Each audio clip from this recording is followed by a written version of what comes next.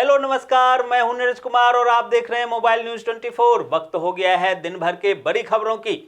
पाकिस्तान की बेइज्जती की तो अब हद ही हो गई है, जहां अरब देशों ने चेतावनी दिया है कि पाकिस्तान सरकार 4300 से ज्यादा कथित भिखारियों को नो फ्लाइंग लिस्ट में डाल दे, क्योंकि अरब देशों ने पाकिस्तान से कहा था कि यहां धार्मिक यात्रा की वीजा पर आकर ये लोग भीख मांगते हैं। इतना ही नहीं, मक्का की मस्जिद से गिरफ्तार हुए 90% पॉकेटमार पाकिस्तान के हैं। भारत के राष्ट्रीय सुरक्षा सलाहकार अजीत डोभाल और चीन के विदेश मंत्री यांग ई ने एलएसी पर शांति के प्रबंधन और पूर्वी लद्दाख में सैन्य गतिरोध के कारण 4 साल से अधिक समय से जमे हुए द्विपक्षीय संबंधों को बहाली सहित कई मुद्दों पर चर्चा की, जहां चीनी विदेश मंत्री ने कहा चीन भारत के साथ मिलकर काम करने को तैयार है। पूर्व कृषि मंत्री शरद पवार ने संसद भवन में आज प्रधानमंत्री नरेंद्र मोदी से मुलाकात की।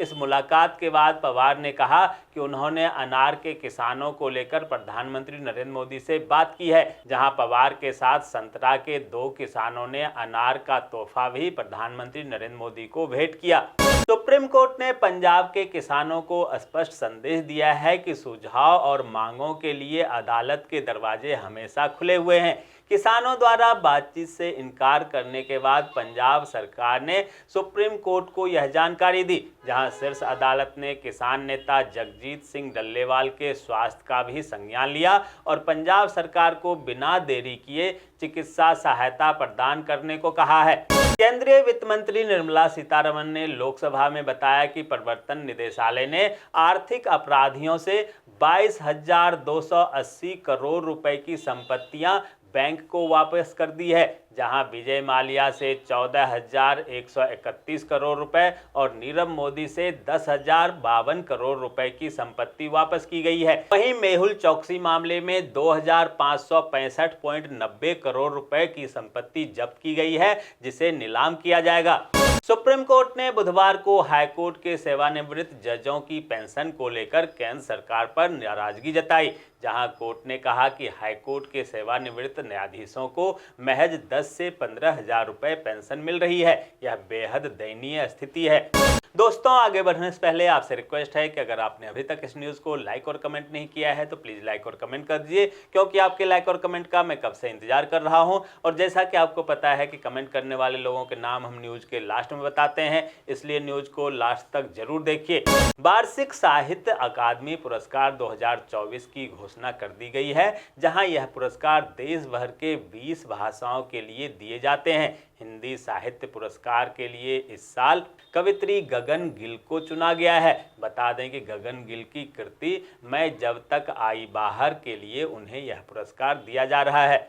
पीएम नरेंद्र मोदी ने गृह मंत्री अमित शाह द्वारा डॉक्टर अंबेडकर का अपमान करने वाले कांग्रेस के काले इतिहास का पर्दाफाश किया, जहां प्रधानमंत्री ने आरोप लगाया कि पंडित नेहरू ने बाबा साहब अंबेडकर के खिलाफ प्रचार किया था, उसे वे छिपा नहीं सकते। एक वंश के नेतृत्व वाली पार्टी ने अंबेडकर की विरासत को मिटाने की कोशिश की थी।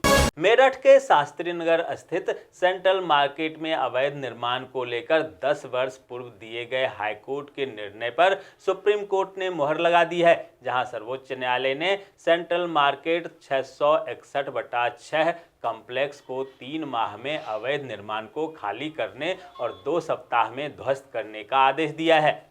बिहार शिक्षा विभाग के अपर मुख्य सचिव डॉक्टर एस सिद्धार्थ के नेतृत्व में विभाग में एक नई पहल शुरू की गई है। इस पहल के तहत उत्कृष्ट कार्य करने वाले शिक्षकों को टीचर ऑफ द मंथ के सम्मान से सम्मानित किया जाएगा, जहां प्रदेश के अलग अलग जिलों से कुल 12 शिक्षकों को teacher of the month award दिए जाएंगे। दिल्ली में बढ़ते प्रदूषण को देखते हुए दिल्ली ट्रैफिक पुलिस ने एक महत्वपूर्ण कदम उठाया, जहां ग्रेप 4 लागू होने पर केवल BS6 मानक वाले वाहनों को ही चलाने की मंजूरी दी गई है। इस कदम से प्रदूषण पर काबू पाने में मदद मिलेगा। किसान आंदोलन के चलते किसानों ने आज रेल रोको चक्का जाम धरना प्रदर्शन दिया, जहां लुधियाना की तरफ से आने जाने वाले ट्रेन को रोक दी गई, जिसके कारण लुधियाना रेलवे स्टेशन पर 5 और डंडारी रेलवे स्टेशन पर 1 ट्रेन खड़ी रही। पंजाब एवं हरियाणा हाईकोर्ट ने वरिष्ठ कांग्रेसी नेता और विधायक मामन खान की याचिका खारिज कर दी, जिसमें उन्होंने नूह हिंसा मामले में ट्रायल कोर्ट के फैसले को चुनौती दी थी। हाईकोर्ट ने कहा कि सुनवाई को अलग करने से अभियोजन पक्ष का काम कठिन हो गया है, लेकिन खान को इससे कोई पक्षपात नहीं झेलना पड़ेगा। उत्तराखंड के मुख्यमंत्री पुष्कर सिंह धामी ने कहा है कि उत्तराखंड में जनवरी 2025 से समान नागरिक संहिता लागू की जाएगी। इसके लिए सभी तैयारियां पूरी कर ली गई है। बता दें कि आज़ादी के बाद समान नागरिक संहिता लागू करने वाला उत्तराखंड पहला प्रदेश बनेगा। रांची रेल मंडल से वर्तमान में परिचालित 28 ट्रेनों के नंबर में वर्ष 2025 में परिवर्तित कर दिया जाएगा। ये परिवर्तन 2 चरणों में किए जाएंगे। पहले चरण के तहत 1 जनवरी से और दूसरे चरण के तहत 1 मार्च से ट्रेनों के नंबर परिवर्तित किए जाएंगे। छत्तीसगढ़ में कांग्रेस पार्टी ने गौतम अडानी और मणिपुर हिंसा पर पीएम नरेंद्र मोदी की चुप्पी को लेकर भाजपा के खिलाफ विरोध प्रदर्शन किया, जहां राजधानी रायपुर में पीसीसी चीफ दीपक बैज के नेतृत्व में कार्यकर्ताओं ने घरी चौक से राजभवन तक मार्च निकाला।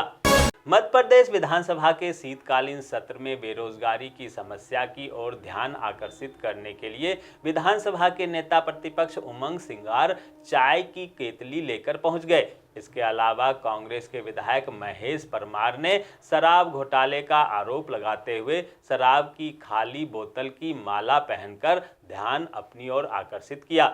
जम्मू कश्मीर की पूर्व मुख्यमंत्री महबूबा मुफ्ती ने राज्य की भूमि और संसाधनों पर केंद्र सरकार द्वारा की जा रही परियोजनाओं को लेकर गंभीर सवाल उठाया। उन्होंने कहा, हमारी पहचान आर्टिकल 370 को गैर कानूनी तरीके से हमसे छीन लिया गया और हमसे हमारी जमीन भी छीनी जा रही है।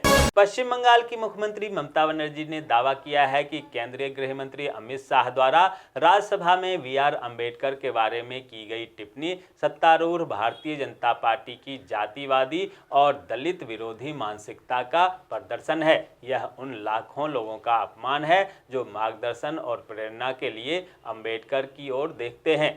महाराष्ट्र कैबिनेट में जगह न दिए जाने से नाराज चल रहे छगन भुजबल ने एक बार फिर से अजीत पवार पर निशाना साधा। भुजबल ने कहा कि सवाल मेरे मंत्रालय का नहीं है, सवाल यह है कि कल को जब समाज का मुद्दा उठेगा तो सुरक्षा का कवच कौन उठाएगा।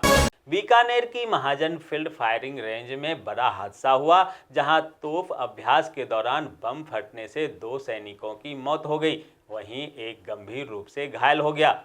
अमरूद की पत्तियां औषधि गुणों से भरपूर होती है, जिसका इस्तेमाल सदियों से पारंपरिक दवाओं के लिए किया जाता है। इसमें जरूरी विटामिन, मिनरल और विटामिन सी, ए और पोटेशियम जैसे एंटीऑक्सीडेंट पाए जाते हैं, जो सेहत के लिए काफ़ी फायदेमंद है। इससे शुगर पेशेंट को भी फायदा होता है। इंडिया पोस्ट पेमेंट बैंक की ओर से स्पेशलिस्ट ऑफिसर के पद पर भर्ती निकाली गई है। उम्मीदवार आधिकारिक वेबसाइट IPPBonline.com पर जाकर आवेदन कर सकते हैं। दोस्तों, मैं देख पा रहा हूं कि आप में से बहुत सारे लोगों ने इस न्यूज़ को लाइक किया है और कमेंट भी किया है, लेकिन अभी भी कुछ लोग बाकी हैं जिन्होंने न्यूज़ को लाइक और कमेंट नहीं किया है। उनसे भी आग्रह है कि प्लीज़ प्लीज़ प्लीज़ वे भी न्यूज़ को लाइक कर दें, कमेंट कर दें, साथ में शेयर भी कर दें। तो ये थी दिन भर की बड़ी खबरें। ऐसे ही खबरों से अपडेट रहने के लिए चैनल को सब्सक्राइब कीजिए, नोटिफिकेशन बेल को दबाइए, वीडियो को लाइक कीजिए और ज़्यादा से ज़्यादा शेयर कीजिए, ताकि आप और आपके जानने वाले रह सकें देश और दुनिया के तमाम खबरों से अपडेट।